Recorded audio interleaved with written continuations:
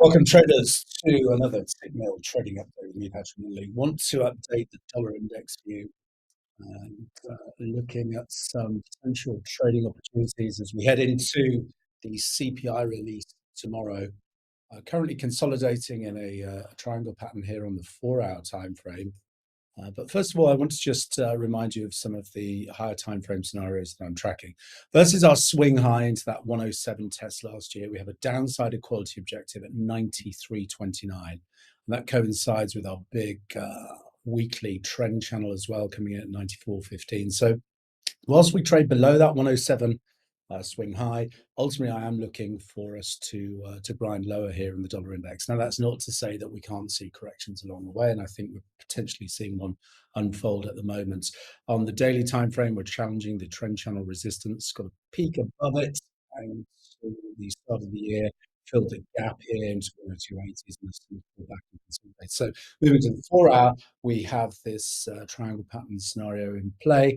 And if we can get a close and trade above the 102.40, 102.50, I'm looking for a move up into weekly trends, weekly projected range resistance and the high volume node here, 103.30, 103.60 area.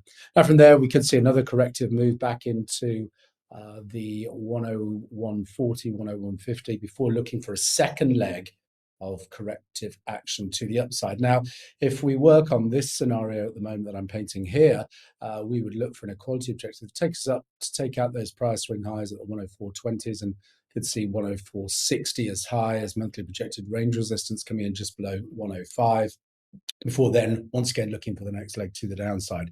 You'll see on the daily time frame we have an equality objective versus that 104.29 swing high comes in just below the 100 level.